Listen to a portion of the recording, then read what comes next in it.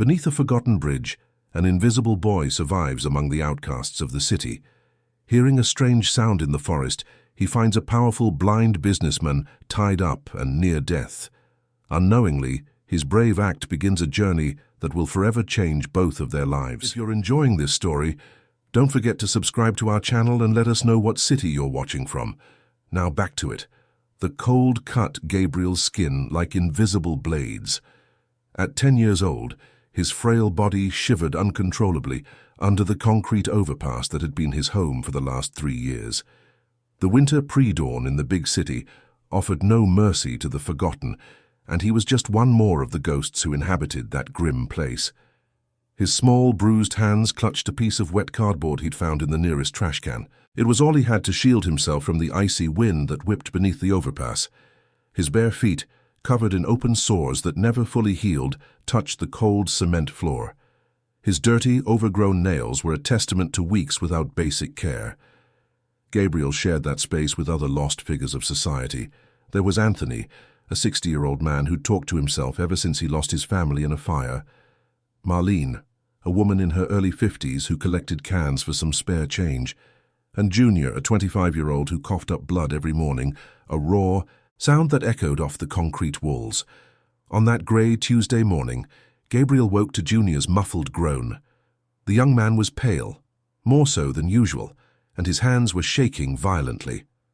The temperature had plummeted overnight, far more than expected, and the cold was taking its toll on their already weakened bodies. "Junior, you okay?" Gabriel asked, approaching cautiously.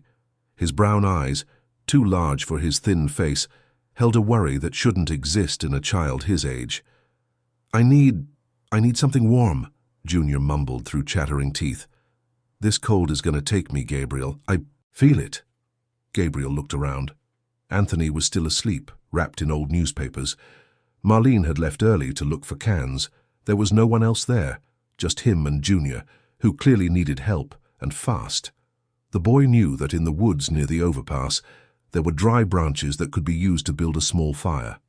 It was dangerous to venture into the woods alone, especially for a kid, but Junior was getting worse. His cough had intensified, now accompanied by a strange wheezing in his chest. "I'll get some firewood," Gabriel said, trying to sound braver than he felt. "I'll build a fire to warm you up." Junior just nodded, too weak to protest or thank him. Gabriel walked toward the woods just a few yards from the overpass. It was a dense area, with tall trees that blocked the sunlight even during the day. The ground was covered in damp leaves and rotten branches. His bare feet slipped in the mud, but he kept searching for dry wood that would burn. As he walked deeper into the forest, Gabriel thought about how his life had come to this. His memories from before the streets were fragmented, like pieces of a puzzle he could never complete. He vaguely remembered a woman who called him her son, but her face had faded from his memory. He remembered a small house, but he couldn't recall where it was or how he had left. What he knew for sure was that he woke up one day in a temporary shelter, was transferred to another, then another, until he ran away and ended up on the streets. Since then, he had learned to survive on what he could find, to trust few people, and to always be on alert for the dangers a child alone faced in the big city. A muffled noise cut through his thoughts. Gabriel froze, all his senses on high alert. The sound came from further ahead, among the denser trees. It was as if someone was trying to speak, but with their mouth covered. His first instinct was to run back to the overpass. Life on the streets had taught him that strange sounds in the woods meant danger. But there was something different about this noise. It wasn't threatening. It was desperate. Gabriel hesitated for a few seconds that felt like hours. Junior needed the firewood, but that sound kept echoing through the trees. It was a silent cry for help that made his young heart race. Against every survival instinct he had developed, Gabriel started walking toward the sound. Each step was cautious, every movement calculated. His small hands pushed aside the branches blocking his path, and his sharp eyes scanned for any sign of danger. The noise grew clearer as he got closer. It was definitely someone trying to speak with their mouth covered. And there was something else, the sound of ropes being strained as if someone were trying to break, free from restraints. Gabriel reached a small clearing among the trees, and what he saw made his blood run cold. Tied tightly to a thick tree trunk was a man. His clothes, which must have once been expensive, were now torn and dirty. His wrists were bound by tight ropes that had already cut into his skin, leaving red marks. A wide strip of duct tape covered his mouth and his eyes. Gabriel realized immediately that the man was blind. Even so, his eyes darted around desperately, as if trying to locate the source of his footsteps. His face was swollen, with purple bruises indicating recent violence. There was dried blood on his forehead, and his clothes were damp, likely from spending the entire night exposed to the cold. The boy was paralyzed for a few seconds. He recognized that face instantly, even with the injuries. It was Maxwell Henry Scott, the businessman who was constantly on the news, on magazine covers, and on billboards all over the city. One of the richest and most influential men in the country, now reduced to a vulnerable prisoner in the middle of the woods. Maxwell must have heard his breathing because he started making more urgent noises through the tape covering his mouth. His blind eyes turned in Gabriel's direction, and in them was a desperation that transcended his blindness. Gabriel knew he should run. This situation was bigger than him, more dangerous than anything he had ever faced on the streets. Whoever had done this to such a powerful man wouldn't hesitate to silence a child who discovered their secret. But as he looked at Maxwell, tied up and helpless, Gabriel saw something he recognized. It was the same desperation he saw in Junior's eyes during the cold pre-dawn hours, the same vulnerability he felt when he was alone and scared.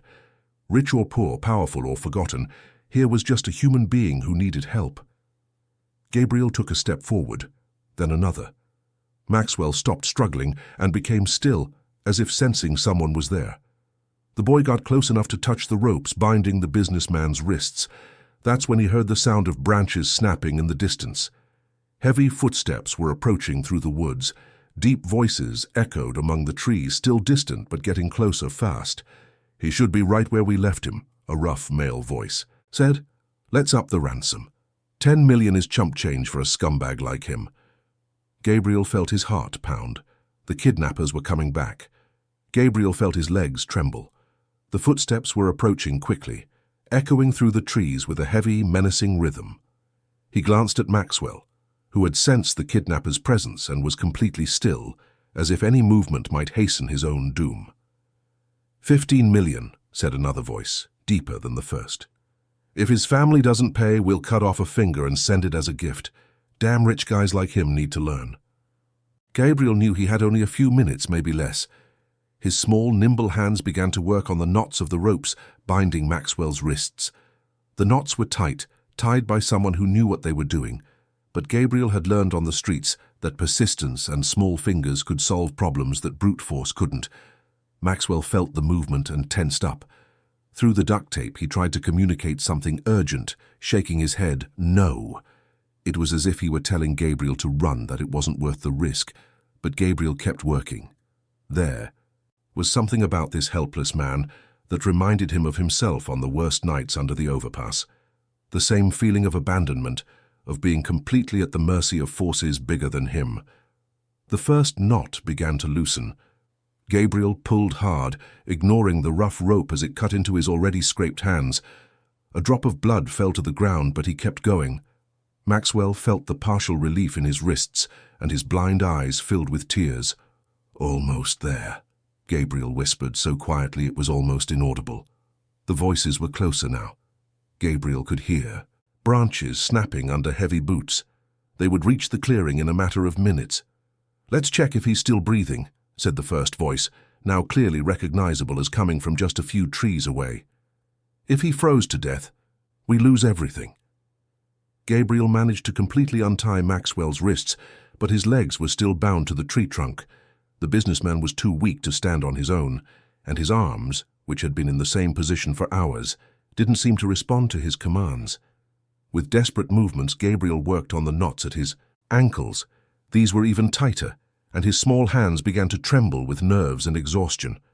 Maxwell tried to help, moving his legs to make the boy's job easier, but every movement was a struggle against numb muscles. "Why are you helping me?" Maxwell managed to whisper. When Gabriel partially removed the duct tape from his mouth, Gabriel paused for a second, looking into the man's blind eyes. "'Cause you need it." It was a simple answer, but it carried a wisdom that only someone who had lived on the streets could possess. Gabriel knew what it was like to need help and not get it. He knew what it was like to be vulnerable and be ignored. It didn't matter who Maxwell was outside of these woods. Right here, right now, he was just someone in need. The last knot finally gave way. Maxwell was free, but he could barely stand. His muscles weren't responding properly after hours of being immobilized, and his legs shook violently. Gabriel, despite being just a child, wrapped his thin arm around the grown man's waist and tried to support him. "They're going to find us," Maxwell murmured, his voice hoarse from dehydration. "Kid, you should have run. They'll—" "Quiet," Gabriel interrupted, with a firmness that surprised them both. "We can get out of here." They started walking in the opposite direction of the voices. Maxwell stumbled constantly, and Gabriel felt the weight of the adult man nearly pull him down with every step. His little strength was being tested beyond its limits, but something inside him refused to give up. Where'd he go? The kidnappers' voices now sounded alarmed. They must have reached the tree and found only cut ropes on the ground. Gabriel and Maxwell moved as quietly as possible, but every step seemed to echo through the forest. Dry twigs snapped under their feet, and Maxwell was breathing heavily, still recovering from hours of terror. "There are tracks here," one of the voices shouted. "Small footprints. A kid helped him." Gabriel's heart leaped into his throat. Now they were two targets fleeing through a forest Gabriel didn't know well. Maxwell was getting heavier with every yard, his strength rapidly draining. The businessman tried not to show it, but Gabriel could feel he was at his limit. "I need water," Maxwell whispered. "Haven't had anything to drink since yesterday." Gabriel looked around. There was a small stream nearby. He could hear the sound of running water, but heading for it meant moving further from the road and deeper into the unfamiliar woods. "Can you hold on a little longer?" Gabriel asked. Maxwell nodded, but Gabriel could see it was a lie. The man was pale, sweating despite the freezing weather. His lips were dry and cracked. Gabriel made a decision. He changed direction, heading for the stream. It was risky, but Maxwell wouldn't be able to continue without water. When they reached the bank, Gabriel helped Maxwell kneel and drink. The businessman drank desperately, as if he hadn't seen water in days. "Slowly," Gabriel warned, remembering when Anthony had gotten sick from drinking water too fast after going a long time without any. While Maxwell drank, Gabriel kept his ears open. The kidnappers were searching, but they seemed to have lost the trail for now. Gabriel knew that wouldn't last long. "Kid," Maxwell said, finally getting some color back in his face. "What's your name?" "Gabriel." "Gabriel, you just saved my life. They were going to leave me here to finish me off today." Gabriel just nodded. On the streets, he'd learned that gratitude sometimes came with hidden costs. But there was something different in Maxwell's eyes, something genuine that Gabriel rarely saw in adults. "We need to get to the road," Maxwell said. "Do you know the way?" Gabriel nodded. He had explored this area a few times looking for fruit or useful materials. He knew that if they followed the stream for about 15 minutes, they would reach a trail that led to the main road. They started walking again, now following the stream's edge. Maxwell was a little stronger after drinking the water, but he still had to lean on Gabriel. The contrast was almost surreal, one of the most powerful men in the country being supported by a malnourished child with no shoes on his feet. "Gabriel," Maxwell said as they walked, "I have to ask you something. Why didn't you run when you heard them coming back?" Gabriel thought for a moment before answering. "Under the overpass where I live, when someone's hurting, we help. It's how we survive." The simplicity of the answer left Maxwell speechless. Here was a child who had nothing, literally nothing, risking his own life to help a stranger. Maxwell had spent decades building an empire surrounded by people who flattered him for their own gain, and now he was discovering that the purest kindness came from someone society had forgotten. The sound of snapping branches in the distance alerted them. The kidnappers had found the stream and were heading in their direction. "They're coming," Gabriel whispered. Maxwell tried to pick up the pace, but his legs gave out and he nearly fell. Gabriel caught him, but they both knew they couldn't keep this up for much longer. That's when they heard the most terrifying sound of all, the barking of dogs. The kidnappers had brought dogs to track them. The barks echoed through the forest like war cries. Gabriel felt terror shoot up his spine. There were at least 2 dogs, maybe 3, and they were closing in fast. Maxwell grabbed the boy's thin arm with desperate strength. "Gabriel, listen," Maxwell whispered urgently. "You need to leave me here and run. They want me, not you. If they catch us together—" "Shut up," Gabriel interrupted, surprising himself with his own firmness. "I'm not leaving you." Gabriel knew these woods better than he thought. In his explorations for food and materials, he had discovered a narrow passage between 2 large rocks near the stream. It was a tight squeeze, a space only thin people could get through. It might be their only chance. "There's a place," Gabriel said, pulling Maxwell by the arm. "But it's gonna hurt."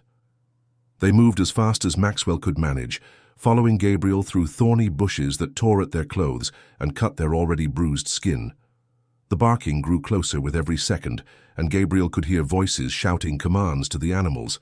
"This way, you mutts, they went this way." The passage between the rocks was just ahead. Gabriel got there first and looked back at Maxwell, who was panting and pale. The businessman was taller and broader than Gabriel. He would fit, but it would be tight and painful. "You first," Gabriel said, pushing Maxwell forward. Maxwell tried to squeeze through, but his torn clothes snagged on the rough rocks. Gabriel could hear the dogs getting closer, their heavy breathing and paws pounding on the wet ground. Maxwell was stuck halfway, his back being scraped by the stones. "I can't," Maxwell groaned, his voice thick with pain. Gabriel didn't hesitate. He squeezed into the passage behind Maxwell and started, pushing with all the force his frail body could muster. His small hands pressed against Maxwell's back, ignoring the older man's groans of pain. "Come on, come on," Gabriel whispered desperately. Maxwell finally broke through to the other side, falling to his knees on the ground. Gabriel followed quickly, emerging from the passage just as he saw the first dog appear between the trees, a large, fierce German shepherd, its eyes fixed right on them. "They're here," a man's voice shouted. Gabriel pulled Maxwell behind a thick tree, both of them panting silently. The dog was on the other side of the passage, barking furiously, but it was too big to get through the narrow opening. The other dogs arrived moments later, creating a deafening chorus of frustrated barks. "They'll have to go around," one of the voices said. "This passage is too narrow." Gabriel knew going around would take at least 20 minutes. It was their window of escape, but Maxwell was clearly at the end of his strength. The businessman was breathing hard, his hands shaking uncontrollably, and there was fresh blood on the back of his shirt where the rocks had cut him. "Can you keep going?" Gabriel asked. Maxwell nodded, but Gabriel saw it was pure determination. The man was running on fumes, sustained only by adrenaline, and the strange courage this unknown boy inspired in him. They kept walking, now closer to the road. Gabriel recognized some marked trees he'd seen before. They were on the right path, but Maxwell started stumbling more often, his legs giving out every few yards. "Gabriel," Maxwell said, stopping completely, "I need to tell you something important. If they catch us, if something happens to me—" "Nothing's gonna happen," Gabriel interrupted. "Listen," Maxwell insisted, grabbing the boy's thin shoulders. "They want $10 million in ransom. 10 million. My company, my family, they'll pay. But if I don't show up alive by the end of the day, they'll think that they killed me, and they won't transfer the money." Gabriel looked into Maxwell's blind eyes, seeing a vulnerability that went beyond his blindness. There was fear there, the real fear of a powerful man who had discovered that all his power meant nothing when he was tied to a tree in the middle of a forest. "Why are you telling me this?" Gabriel asked. "Because you're risking your life. For someone you don't even know," Maxwell answered. "You deserve to know what you're risking it for." Gabriel took in the information. $10 million. It was a number he could barely comprehend. On the streets, he lived on the spare change he found, or that people rarely gave him. The concept of millions was too abstract for his reality. "Doesn't matter," Gabriel said finally. "You were tied up. You needed help. The rest doesn't matter. The simplicity of Gabriel's morals left Maxwell momentarily speechless. Here was a child who had grown up with nothing, who knew only deprivation and abandonment. Yet he showed a purity of character that Maxwell had rarely seen in his life of business and wealth. They started walking again, but now Gabriel noticed something worrying. Maxwell was leaving a trail of blood on the ground. The wounds on his back were deeper than Gabriel had thought, and the strain of the escape was making the cuts worse.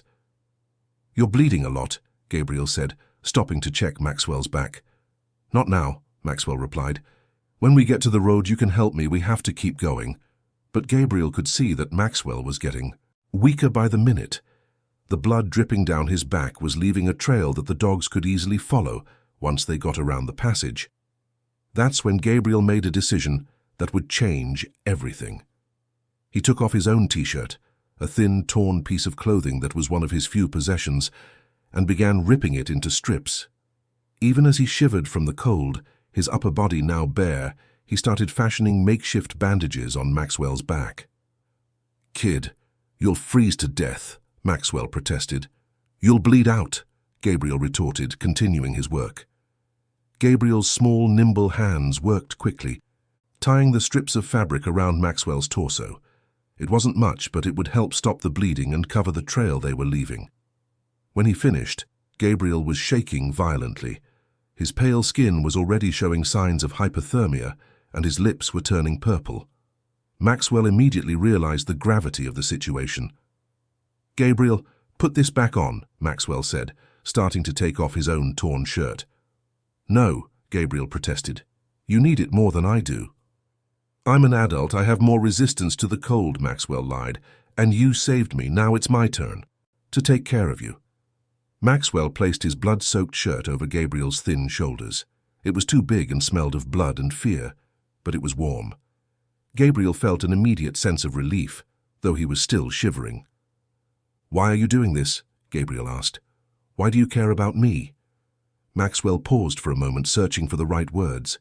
"Because you showed me there's still good in the world. Because a child with nothing decided my life was worth something. Because—" his voice broke. "Because it's been a long time since I met someone who did something without wanting anything in return." They continued toward the road, now both wounded and exhausted, but bound by a connection that transcended their differences in age, social class, and life experience. Gabriel guided Maxwell through the forest with a determination that came from somewhere deep in his small chest. Finally, through the trees, Gabriel caught a glimpse of the paved road. They were only a few yards from the edge of the woods, but Maxwell was staggering dangerously. His strength was completely gone. "We're here," Gabriel said, trying to sound encouraging. They emerged from the forest onto the shoulder of the road. It was a busy highway with cars speeding past. Gabriel waved desperately at the first few vehicles, but no one stopped. A dirty, shirtless boy and a wounded, bloody man didn't inspire confidence in hurried drivers. Car after car passed them by. Gabriel counted more than 20 vehicles that completely ignored them. Maxwell was now leaning against a tree on the side of the road, clearly unable to go on. "No one's going to stop," Maxwell said bitterly. "Look at us." Gabriel looked down. They really did look like two victims of some tragedy, or worse, too dangerous, people to be avoided. That's when Gabriel heard a sound that made his blood run cold again. The barking was back, coming from the woods. The dogs had found a way around the passage. The barks grew closer and more furious. Gabriel felt despair wash over his small chest. They had come so close to safety, only to be caught again. Maxwell was slumped against the tree, barely able to stand, while car after car sped past them as if they were invisible. Gabriel made a desperate decision. He left Maxwell leaning against the tree and ran into the middle of the road, waving his thin arms with all his might. A semi-truck was approaching at high speed, its horn blaring furiously for him to get out of the way. "Stop! Stop!" Gabriel screamed, jumping and waving. The trucker slammed on his brakes, the tires screeching on the pavement. Gabriel ran to the driver's window. The driver was a large man with a grey beard, looking at him with a mix of anger and concern. "Kid, you got a death wish. I almost ran you over." "Please, sir," Gabriel pleaded, his words tumbling out. "There's a man over there who needs help. He's hurt. The bad men are coming for him." The trucker looked in the direction Gabriel was pointing and saw Maxwell slumped against the tree, clearly in a terrible state. His expression shifted from irritation to alarm as he realized the seriousness of the situation. "My God, what happened to you two?" Before Gabriel could answer, the first dogs emerged from the woods, followed by two men armed with machetes. The trucker saw the pursuers and immediately understood. "Get in the cab, quick!" he yelled. Gabriel ran back to Maxwell, who was nearly unconscious. "We have to go." "Tao!" With a superhuman effort, Gabriel helped Maxwell walk the few yards to the truck. The trucker got out to help, grabbing Maxwell by the arms and practically carrying him into the cab. Gabriel climbed in right behind him. The kidnappers had reached the edge of the road and were shouting, but the trucker had already thrown the truck into gear and slammed on the accelerator. The vehicle pulled away quickly, leaving the criminals behind with their frustrated dogs. "Nearest police station," the trucker said, looking in his rearview mirror. "I'll call the cops on the CB." "No," Maxwell murmured, weakly but still conscious. "Hospital first, then the police." Gabriel looked at Maxwell and saw that the man was deathly pale, paler than before. The makeshift bandages Gabriel had made from his t-shirt were soaked with blood, and Maxwell was breathing with difficulty. "He's really bad," Gabriel told the trucker. The driver glanced in the rearview mirror and saw Maxwell's condition. "St. Mary's Hospital is 10 minutes out. Hang in there, buddy." During the ride, Gabriel held Maxwell's hand, feeling it tremble uncontrollably.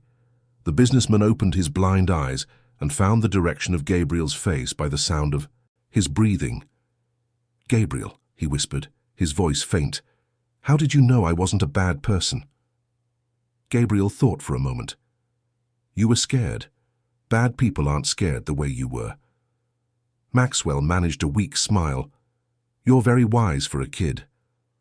"On the streets you learn to read people," Gabriel replied simply. The trucker watched them in the mirror with growing concern. Maxwell was getting weaker, his head lolling to the side. Gabriel realized something was very wrong. "Sir," Gabriel called to the trucker, "he's getting paler." "We're almost there, kid. Just hang on a little longer." When they arrived at the hospital, Maxwell was nearly unconscious.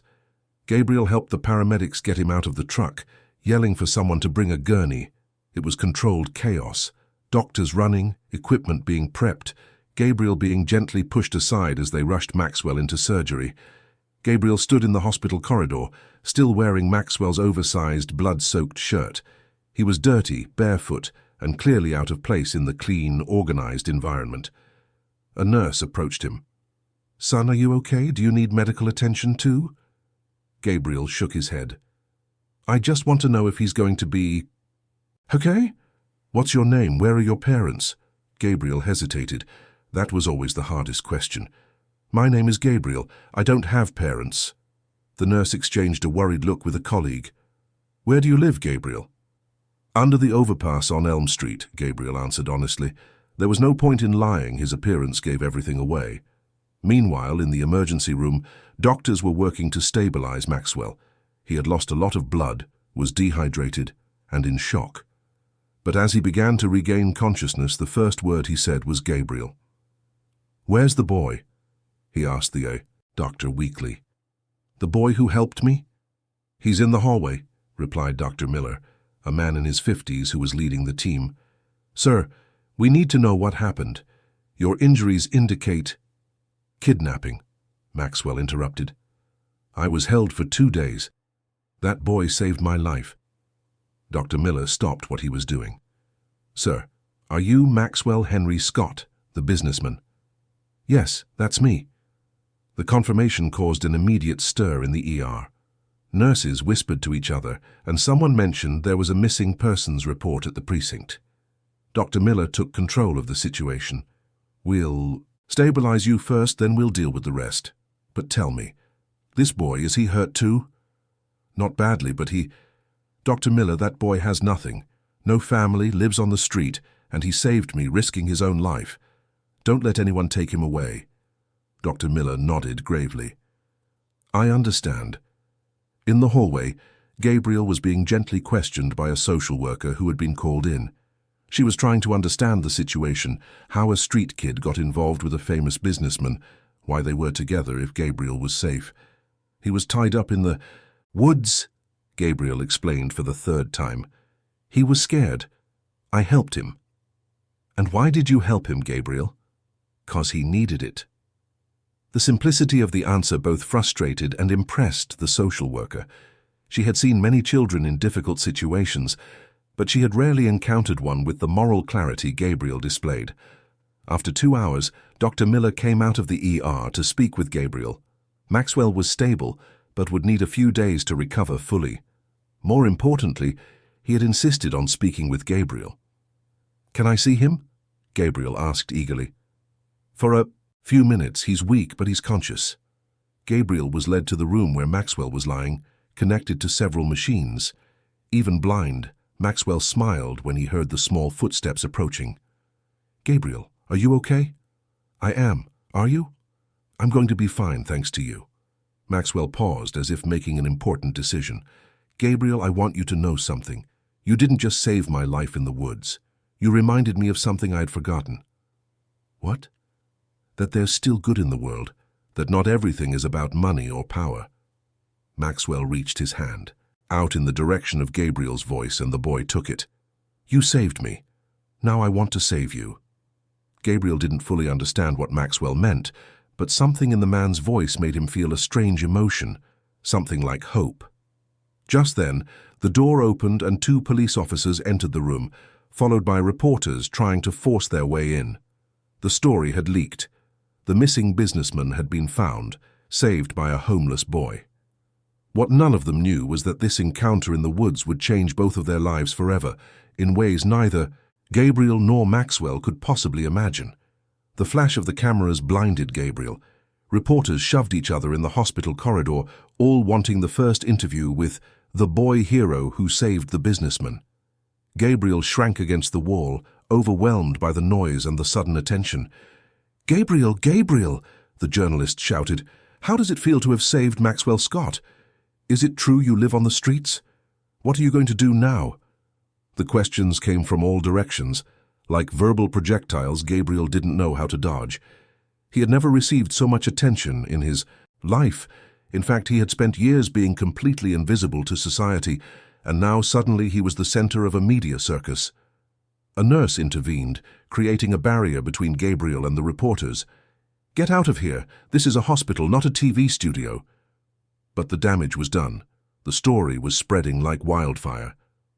10-year-old boy saves millionaire businessman. Goodness still exists. Homeless child risks life for stranger. The little big hero. In his room, Maxwell was watching the news on television with growing concern. He had asked them to keep Gabriel away from the media, but it was too late. The story had taken on a life of its own. Gabriel was taken to a private room where the social worker, Dr. Carmen Rodriguez, tried to calm him down. At 45, Carmen had seen many difficult cases, but she had rarely found a child in such a delicate situation. "Gabriel, I need to ask you a few questions," she said gently. "Do you have any relatives, anyone who takes care of you?" Gabriel shook his head. "I just have Anthony, Marlene, and Junior. They live with me under the overpass." "Are they your family?" Gabriel thought for a moment. "They're the people who care about me." Carmen made notes on her clipboard. The situation was complicated. Gabriel was, technically, an abandoned child with no documents or legal guardian. Normally, he would be sent to a temporary shelter while they tried to find relatives or a foster family. "Gabriel, Mr. Scott has expressed an interest in helping you, but there's a legal process." "Is he going to be okay?" Gabriel interrupted, his only real concern being the man he had saved. "Yes, he's going to be fine. But you understand you can't go back to the overpass, right? It wouldn't be safe." Gabriel felt a pang of panic. The overpass was the only home he had known for 3 years. Anthony, Marlene, and Junior were his family. The thought of being separated from them terrified him more than any kidnapper. "I have to go back," Gabriel said firmly. "Junior was sick. He needs me." "Gabriel, you're a child. It's not your responsibility to take care of adults." But Gabriel had grown up taking care of others. Under the overpass, his small size made him invisible to authorities, allowing him to bring back food and information that the adults couldn't get. He felt responsible for everyone there. Meanwhile, Maxwell was on the phone with his lawyers, his voice still weak but determined. "I want to start the adoption process immediately." "Mr. Scott," said Mr. Carter, his personal attorney, "with all due respect, you've just come out of a traumatic situation. Perhaps it would be best to wait a few weeks before making such important decisions." "A few weeks?" Maxwell raised his voice, then coughed. "Sir, that boy saved my life when he had no reason to. He risked everything for a stranger. A few weeks is too long. The bureaucracy for adoption is complex, especially considering that he's poor, that he lives on the street," Maxwell interrupted, annoyed. "That you're single, blind, and the boy has no documents. The process will be thoroughly investigated." Maxwell knew his lawyer was right, but the urgency he felt was visceral. Gabriel had given him a second chance at life, and Maxwell couldn't stand the thought of the boy going back to the streets while he lay in a private hospital room. That same afternoon, the story went national. TV shows dedicated special segments to the miracle of kindness. Social media exploded with shares of the story. Gabriel unwillingly became a symbol of hope in a world that seemed increasingly cruel. But all this attention brought unexpected consequences. Ms. Thompson, who ran the municipal children's shelter, arrived at the hospital with a temporary court order. Gabriel was to be transferred to her custody until the legal situation was resolved. "No!" Gabriel shouted when he heard. "I don't want to go to any shelter. I want to go home." "Son," said Miss Thompson, a stern woman in her 60s, "you don't have a home. Living under an overpass is no life for a torso. Child." Gabriel hid behind Dr. Rodriguez, his large eyes filled with tears he refused to shed. "Please don't take me away. I didn't do anything wrong." Carmen's heart broke. Gabriel didn't understand he was being saved. To him, they were destroying the only family he knew. Maxwell, upon learning of the situation, tried to intervene, but found that his influence had its limits. Even with all his power, he couldn't just buy a child. The legal process had to be followed, and that would take time. "How much time?" Maxwell asked Mr. Carter. "A minimum of 3 months if everything goes perfectly. More likely 6 months to a year." Gabriel was taken to the shelter that same night. It was a clean, organized building with regular meals and warm beds, everything a child could theoretically want. But to Gabriel, it was a gilded cage. The other children at the shelter recognized him from the news. Some admired him, others were jealous of the attention he was getting. Gabriel became an unwilling celebrity among children who had their own stories of abandonment and pain. "Are you rich now?" asked Carla, an 8-year-old girl who had been at the shelter for 2 years. "I'm not rich," Gabriel replied. "But the rich man is going to adopt you. He'll give you everything." Gabriel didn't know how to explain that he didn't want everything. He just wanted to go back to the overpass with Anthony, Marlene, and Junior. He wanted the freedom to walk the streets whenever he wanted. He wanted his simple life, even with all its hardships. The first night at the shelter, Gabriel couldn't sleep. The bed was too soft, the room too quiet. He was used to the sound of cars passing over the bridge, to Anthony's snores, to the nightly movements of his street companions. Maxwell didn't sleep either. Lying in his hospital bed, connected to softly beeping monitors, he thought about the boy who had saved his life and was now suffering because of it. The irony was bitter. Gabriel had freed Maxwell from his kidnappers, only to be captured by the bureaucratic system. On the second day, Maxwell checked himself out of the hospital against medical advice. He was still weak, but his determination was unshakable. He assembled a team of his best lawyers and private social workers to expedite the adoption process. "I want Gabriel out of that shelter as soon as possible," he said at a meeting in his office, bandages still visible under his shirt. "Mr. Scott," said Patricia Mendez, a family law specialist he had hired, "the process can't be rushed without raising suspicions. If we seem too desperate, it could hurt the case." "Desperate?" Maxwell laughed bitterly. "That boy is suffering in a shelter because he saved me. If that's not a reason for desperation, what is?" Meanwhile, at the shelter, Gabriel was facing a new, cruel reality. Ms. Thompson, despite her good intentions, ran the place like a military institution.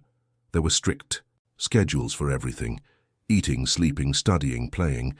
For Gabriel, who had lived with total freedom on the streets, it was suffocating. "Gabriel," Ms. Thompson said during one of their guidance talks, "you need to understand that your life has changed. You can no longer live like a wild animal. You need to learn discipline, education, civility." Gabriel just nodded, but inside he rebelled against every word. He didn't see himself as a wild animal. He saw himself as someone who had learned to survive, to care for others, to be free. The first week at the shelter was the longest of Gabriel's life. He followed the rules during the day, but at night he planned his escape. He knew the streets better than any adult there. He could leave and go back to his real family. That's when he received the news that changed everything. Junior had been found dead under the overpass. Gabriel felt as if the world had collapsed on top of him. The news came from Dr. Rodriguez, who had come to the shelter personally to tell him. Her words echoed in the boy's mind like a hammer, over and over. Junior had succumbed to the cold the night before. "No," Gabriel whispered, shaking his head violently. "No, he was waiting for me to come back. I was going to get firewood for him." "Gabriel, sweetie," Dr. Rodriguez said gently, sitting beside him in the small courtyard of the shelter. "It's not your fault. Junior was very sick. The people at the overpass said he'd been coughing up blood for weeks." But Gabriel couldn't hear words of comfort. In his 10-year-old mind, the logic was simple and cruel. He had abandoned Junior to save a rich stranger. If he had stayed, if he had managed to build the fire, Junior would be alive. "I left him," Gabriel murmured, his small hands trembling. "I promised I'd come back with firewood. He was counting on me." The tears Gabriel had held back since arriving at the shelter finally began to fall. They weren't silent tears. They were deep, painful sobs that shook his thin body. It was the first time he had cried since he got to the shelter, and all the pent-up pain came pouring out. Dr. Rodriguez tried to hug him, but Gabriel pulled away. He didn't want comfort, he didn't deserve comfort. The news reached Maxwell through his personal assistant, Robert, who had been monitoring the situation at the overpass. Maxwell was in a meeting with his lawyers when he got the call. "Sir," Robert said hesitantly, "I have bad news about the situation at the overpass." Maxwell felt his stomach clench. "What happened?" "The young man named Junior. He passed away during the night. Hypothermia, according to the paramedics." Maxwell closed his eyes, feeling a wave of sadness and guilt. Gabriel had mentioned that young man. He was one of the people the boy took care of, and now he was gone, perhaps because Gabriel had chosen to save Maxwell instead of going back to care for his street family. "Does Gabriel know?" Maxwell asked. "They just told him at the shelter." Maxwell immediately dismissed the meeting with his lawyers and asked to be taken to the shelter. He knew Gabriel would be devastated, and he felt partly responsible for the tragedy. At the shelter, Gabriel had locked himself in one of the bathrooms. Ms. Thompson and Dr. Rodriguez were trying to coax him out, but he refused to open the door. Inside, Gabriel was sitting on the cold floor, hugging his knees. "It's my fault," he repeated, to himself. "It's my fault." Gabriel remembered his last conversation with Junior. The young man was pale, shivering, asking for help. Gabriel had promised to come back with firewood to build a fire. Instead, he had gotten lost in the woods, saving a stranger. "Junior was counting on me," Gabriel whispered in the empty bathroom. "Anthony and Marlene were counting on me, and I abandoned them." When Maxwell arrived at the shelter, he found a tense situation. Gabriel had been refusing to leave the bathroom for over 2 hours. Ms. Thompson was considering calling a child psychologist for an intervention. "Let me talk to him," Maxwell said. "Mr. Scott, with all due respect, you're not a psychologist or a social worker," Ms. Thompson replied. "Gabriel is in crisis. He needs professional help." "I understand Gabriel in a way you don't," Maxwell insisted. "We both know what it's like to lose someone important." Maxwell approached the bathroom door and knocked lightly. "Gabriel, it's me, Maxwell." Silence from the other side. "Gabriel, I heard about Junior.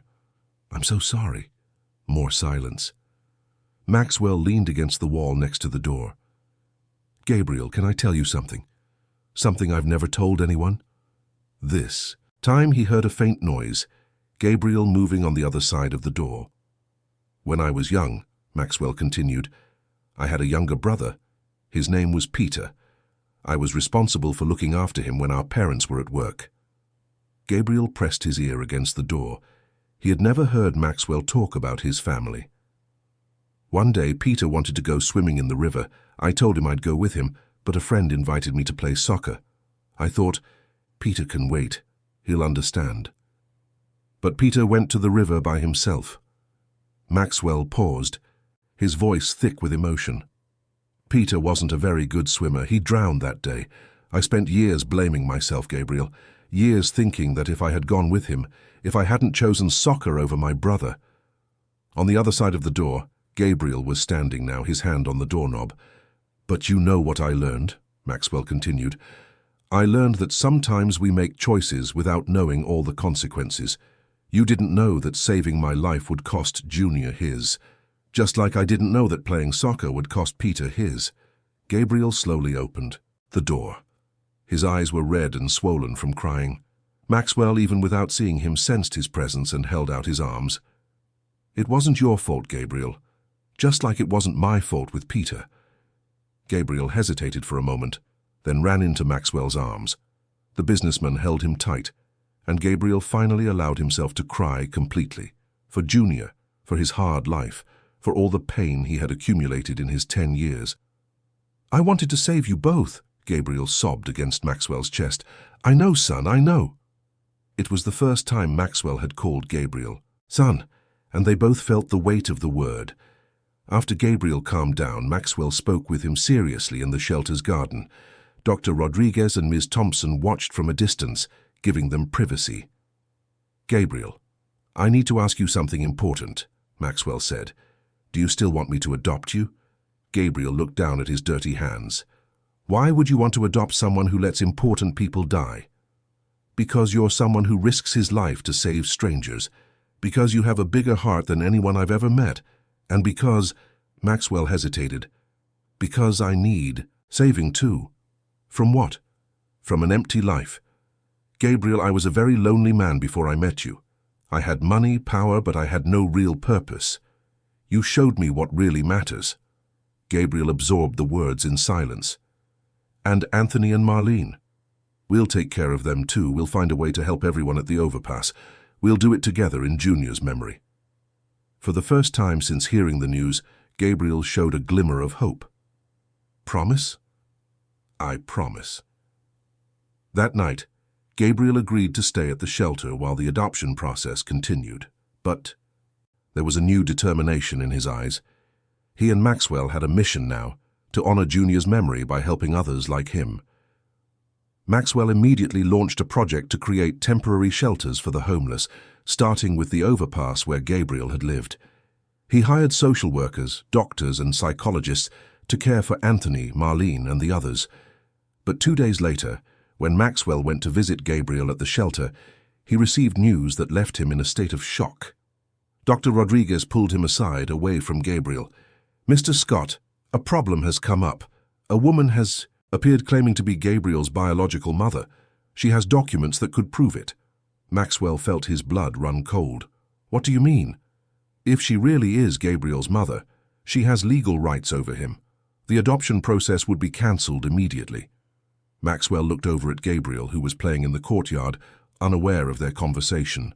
After everything they had been through together, after the plans they had made, a stranger was showing up, claiming to be the boy's mother. "Where was this woman for the last 3 years, while Gabriel was living on the streets?" Maxwell asked, angrily. "She claims she was looking for him. She says Gabriel ran away from home when he was 7 and she could never find him." Maxwell watched Gabriel laugh for the first time in days, playing with other children. The possibility of losing him was unbearable. "When is she meeting Gabriel?" Maxwell asked. "Tomorrow morning. The judge has ordered a supervised meeting to see if there's mutual recognition." Maxwell knew that if this woman was truly Gabriel's mother, his dreams of forming a family would completely fall apart. But there was something suspicious about the situation. Why was she showing up? Now, just when Gabriel's story was all over the news. The morning was grey and cold, a perfect match for the mood that had settled over the shelter. Gabriel had slept poorly, waking up several times during the night with nightmares about Junior. He knew nothing about the woman claiming to be his mother. Dr. Rodriguez and Ms. Thompson had decided not to tell him until the meeting. Maxwell arrived at the shelter early, more nervous than he had ever been for any business meeting. He had hired a private investigator overnight to find out everything about this mysterious woman. The preliminary results made him even more suspicious. "Her name is Sandra Oliver," Robert informed Maxwell in the shelter's parking lot. "She's 32, no steady job, lives in a small apartment on the other side of the city." "And what about Gabriel? Is there any evidence she's really his mother?" "She presented a birth certificate, but our initial investigation suggests it could be a forgery. We're checking." Maxwell took a deep breath. "And if it's real?" Robert hesitated. "If it's real, sir, she has absolute legal rights to Gabriel. Inside the shelter, Gabriel was in the cafeteria having breakfast with the other children when Dr. Rodriguez approached. "Gabriel, I need to talk to you," she said gently. Gabriel followed Dr. Rodriguez to a private room where Ms. Thompson was waiting with a serious expression. Maxwell was there too, which immediately alarmed Gabriel. "What happened?" Gabriel asked. "Is it about Anthony and Marlene?" "No, Gabriel," Dr. Rodriguez said, kneeling to be at his eye level. "A woman came forward yesterday saying she's your mother. She wants to meet you." Gabriel stood completely still. The word mother echoed in his mind like a distant memory. He had fragmented recollections of a woman who called him her son, but her face was just a blur. "My mother?" Gabriel repeated as if testing the word. "She says you ran away from home 3 years ago, and she's been looking for you ever since," Ms. Thompson explained. Gabriel looked at Maxwell, who was tense and pale. "And if she really is my mother?" "If she is," Maxwell said with difficulty, "you'll have to decide what you want to do." But Gabriel sensed something was being left unsaid. The adults were hiding information from him like they always did. "If she's my mother, I can't stay with you." The silence that followed was deafening.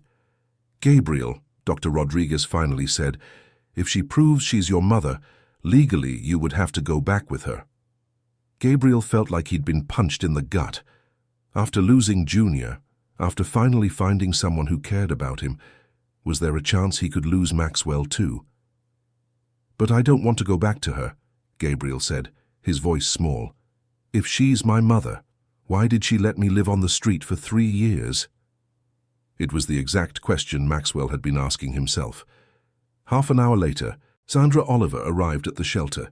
She was a thin woman with messy brown hair and simple but clean clothes. Her eyes were nervous, darting around constantly as if she expected danger at any moment. She carried a worn leather purse and some papers. Gabriel was brought into the meeting room where Sandra was already seated. When she saw him, her eyes filled with tears. "Gabriel," she said, standing up quickly, "my son, you've grown so much." Gabriel looked at her cautiously. There was something familiar about her, maybe the shape of her eyes or her jawline, but he felt no emotional connection. "Do you remember me?" Sandra asked, stepping closer. Gabriel shook his head slowly. "A little. Maybe." Sandra knelt in front of him, her hands trembling. "Gabriel, I looked for you every single day. Every day for 3 years. I put up posters, I talked to the police, I checked every shelter." "Then why didn't you find me?" Gabriel asked with the brutal honesty of a child. Sandra hesitated.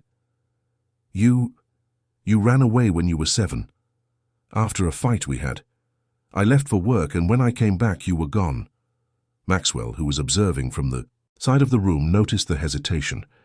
As an experienced business negotiator, he recognized the signs of dishonesty. "What did we fight about?" Gabriel asked. You wanted a toy we couldn't afford. You got very angry and said you would run away. I thought it was just a kid's tantrum, but—" Gabriel frowned. Even with his fragmented memories, that didn't feel right. He remembered leaving home, but not because of a toy. He remembered fear, loud voices, hiding. "Sandra," Dr. Rodriguez intervened, "could you show us the documents?" Sandra nervously opened her purse and handed over some papers. There was a birth certificate in the name of Gabriel Santos Oliver, a few old photographs and supposed letters she had written to Gabriel during the years he was missing. Maxwell asked to examine the documents. Even though he was blind, he had learned to detect inconsistencies by asking the right questions. "Sandra," Maxwell said, "can you tell me what Gabriel's favorite food was when he lived with you?" Sandra hesitated. He liked pasta." Gabriel looked at her. "I don't like pasta, it makes me sick." "People change," Sandra said quickly. "Kids change their tastes," Maxwell continued. "And what was Gabriel afraid of when he was little?" "Afraid? All children have fears. Monsters, the dark, animals." Sandra looked around nervously. "He was afraid of dogs." Gabriel shook his head. "I like dogs. Under the overpass, I always fed the stray dogs." Maxwell and Dr. Rodriguez exchanged meaningful glances. Sandra's answers seemed like educated guesses based on generic information about children. "Sandra," Dr. Rodriguez said carefully, "can you tell us about the scar on Gabriel's left hand?" Gabriel automatically looked at his left hand, where there was a small, crescent-shaped scar from an accident with glass when he was 8. Sandra looked at Gabriel's hand and hesitated. "The scar, it was from an accident in the kitchen." "What kind of accident?" Maxwell pressed. He cut his hand on a knife." Gabriel looked at his scar. It wasn't a knife. It was glass from a broken window. The silence in the room grew tense. Sandra realized she was being tested and that she was failing. "Look," she said, her voice growing more desperate. "Maybe I don't remember every little detail. It's been 3 difficult years. I was so worried, so stressed." "Sandra," Maxwell said firmly, "why did you show up now? Why right after Gabriel's story was in the news?" Sandra became defensive. "I didn't know he was the boy from the news until a neighbor showed me. That's when I found out where he was." "And where were you looking before that?" Dr. Rodriguez asked. I was looking in other places, other cities." Gabriel was watching the entire conversation with growing unease. Something was deeply wrong here. This woman knew basic facts about him: his name, his approximate age, some physical features, but she knew nothing about who he really was. "Why do you want me back?" "Gabriel," asked Sandra directly. The question caught Sandra off guard. Because you're my son. I missed you." "But you don't know anything about me," Gabriel observed with a child's clarity. "You don't know what I like, what I'm afraid of, how I got hurt. How could you miss me if you don't know me?" Sandra started to get agitated. "Gabriel, you were very young when you left. People forget details." "But Maxwell remembers everything about his brother who he lost many years ago," Gabriel said. "He told me the whole story yesterday. If you really missed me, you would remember me." Maxwell felt a surge of pride at Gabriel's reasoning, but also a growing fear. Even if Sandra was an imposter, she had documents. If the documents were convincing enough for the legal system. "Sandra," Dr. Rodriguez said, standing up, "I think we need to verify the authenticity of these documents before we proceed." "No," Sandra said quickly, standing up as well. "I want to take my son home today. I've suffered enough." "That's not going to happen," Maxwell said, also rising. "Not until we're sure who you really are." Sandra looked around the room, realizing she was losing control of the situation. Her demeanor changed abruptly, from anxious mother to something more calculating. "You can't stop me from taking my son," she said, her voice losing its earlier emotional tone. "I have legal rights." That's when Gabriel noticed something that made his blood run cold. In Sandra's open purse, he could see a piece of paper with his picture on it, a recent photo, clipped from a newspaper, with handwritten notes next to it. Notes about his height, weight, physical features. As if someone had been studying for a test about him, Gabriel discreetly pointed to Sandra's purse, getting Maxwell's attention, with a touch on his arm. Maxwell, even without being able to see, understood the warning signal in Gabriel's tense voice. "Dr. Rodriguez," Gabriel said carefully, "can I see what's in her purse?" Sandra quickly snapped the purse shut, but it was too late. Dr. Rodriguez had noticed her sudden nervousness and stepped closer. Sandra, would you mind showing us the contents of your purse? That's an invasion of privacy, Sandra protested, clutching the purse to her chest. It has nothing to do with this. If you're really Gabriel's mother, you should have nothing to hide, Maxwell said firmly. Gabriel remembered something important. Under the overpass, Anthony always said that when people lied, they got nervous about simple questions. Sandra was getting more agitated by the minute. Can I ask a question? Gabriel said to Sandra. How did you get my documents if I ran away from home? Sandra hesitated. I got duplicates made. But I never had any documents, Gabriel continued. That was always a problem for me on the street because I didn't have any papers. How did you get duplicates of something that never existed? The silence in the room was deafening. Sandra realized she had fallen into a logical trap of her own making. Gabriel's right, Dr. Rodriguez said, picking up the documents from the table. A homeless child with no documents can't have duplicates made by a parent. These papers need to be verified immediately. Sandra tried to grab the documents back. They're mine, you can't keep them. Actually, we can, Maxwell said. Until we verify their authenticity, Gabriel remains under legal protection. That's when Sandra made a fatal mistake. In her desperation, she blurted out something that revealed her true intentions. Look, I know the whole story is in the papers. The boy is going to be rich, have a good life. I'm the only family he has. I'm entitled to a piece of that wealth. Maxwell, Dr. Rodriguez, and even Gabriel were shocked by the brutal honesty. Sandra had revealed that her interest wasn't maternal, it was financial. So you're not my mother, Gabriel said, not as a question but as a statement. Sandra realized her mistake and tried to backtrack. Of course I'm your mother. I'm just saying you deserve to have a family who benefits from your good fortune too. Real mothers don't talk about benefiting from their children, Gabriel said, with a wisdom that surprised the adults present. Maxwell never talked about benefiting from me. Dr. Rodriguez headed for the door. Sandra, I'm going to call the authorities to investigate the validity of these documents. Until then, you cannot take Gabriel. No, Sandra screamed, showing a desperate side. You don't understand. I need that money. I have debts, people after me. The truth was finally out. Sandra wasn't a mother looking for her lost son. She was an opportunist trying to take advantage of Gabriel's situation to solve her own financial problems. Maxwell moved closer to Gabriel and placed a protective hand on his shoulder. Gabriel is not a commodity, Sandra. He's a child who has been through enough suffering. And you think this blind man is going to be a better father? Sandra spat, completely losing her composure. At least I can see. How is he going to take care of a child? The insult to Maxwell made Gabriel furious for the first time since he'd arrived at the shelter. He may not see with his eyes, but he sees more than you do, Gabriel said, his voice small but firm. He sees that I'm scared sometimes. He sees that I miss Junior. You only see money.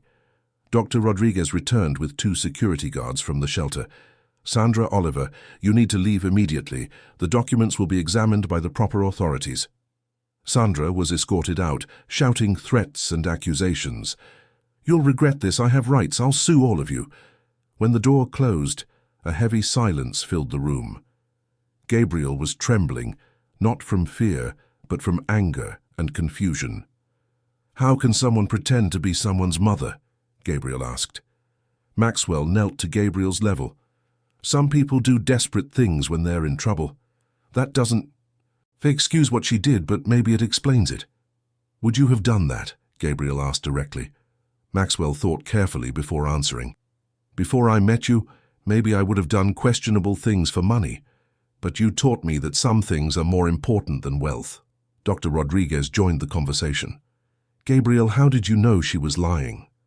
Under the overpass, you learned to spot people who are trying to trick you, Gabriel explained. She talked to me like she was reading from a script. There was no love in her voice. Maxwell smiled for the first time. That terrible day. You are very wise, Gabriel. Maxwell, Gabriel said hesitantly, what if my real mother shows up one day? Will you give me to her? The question caught Maxwell off guard. It was a real possibility he had tried not to consider.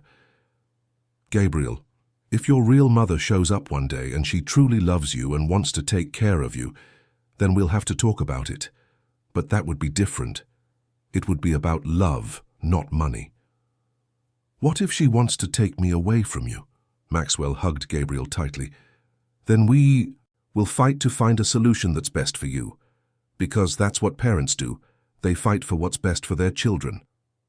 That afternoon, the authorities confirmed that the documents presented by Sandra were forgeries. She had hired a counterfeiter to create a maternal identity for Gabriel based on information from the newspapers. But the investigation revealed something even more disturbing. Sandra wasn't acting alone. She had been hired by a man named Vincent Cole, who had lost a fortune in bad investments, and saw Gabriel's story as an opportunity for emotional blackmail. Vincent was the true mastermind of the plan. He had calculated that if Sandra could get custody of Gabriel, she could pressure Maxwell for a generous child support payment in exchange for allowing Gabriel to maintain contact with his adoptive father. When Maxwell learned the extent of the conspiracy, he felt a rage he hadn't experienced in years. They saw Gabriel as a commodity, he said to Mr. Carter, his lawyer, as something that could be sold. Fortunately, Gabriel is smart enough to see through the sham, Mr. Carter replied. But this raises security concerns. If these people were able to devise this plan, others might try. Similar things. Maxwell knew Mr. Carter was right. Gabriel's story had become too public. It had turned the boy into a target for opportunists of all kinds. We need to expedite the adoption process, Maxwell decided. Gabriel needs permanent legal protection. But that night, as Maxwell was thinking about how to protect Gabriel, he received a call that would change everything again. "Mr. Scott," said the voice on the phone, "my name is Dr. Edward Miles. I'm a doctor in a small town upstate. I saw Gabriel's story on the news and I need to speak with you urgently." "About what?" "About Gabriel's real story. About who he really is and why a 7-year-old child ran away from home alone 3 years ago." Maxwell felt his heart race. "What do you know?" "Mr. Scott, Gabriel's story is much more complicated than you imagine. And there are people who are still looking for him, people he has good reason to fear." But in that moment, Maxwell made the most important decision of his life. He hung up the phone without hearing another word. He looked at Gabriel, who was sleeping peacefully at the shelter for the first time in days, protected and loved. "It doesn't matter what your past is," Maxwell whispered. "What matters is our future together." In the months that followed, Maxwell legally adopted Gabriel. Together, they created a foundation in Junior's memory that saved thousands of children from the streets. Gabriel grew up, went to school, became a lawyer, and dedicated his life to helping others as he had once been helped. The man who saved a child discovered that, in reality, it was the child who had saved him. And they both learned that the greatest wealth in the world is the family we choose to build. End of story. Dear listeners, we hope the story of Gabriel and Maxwell has touched your heart. If you were moved by Gabriel's courage in saving a stranger, and by Maxwell's gratitude in transforming his life for a child, leave a like, subscribe to the channel, and tell us in the comments what part of this story resonated with you the most. Every day, we bring you intense stories like this one, which reveal the deepest side of the human soul, showing that true wealth lies in the kindness we offer the world, in the courage to do what's right, even when it's hard, and in the discovery that saving someone can be the way we save ourselves. We'll see you in the next episode with another narrative that will stir your emotions and make you reflect on the values that truly matter in life.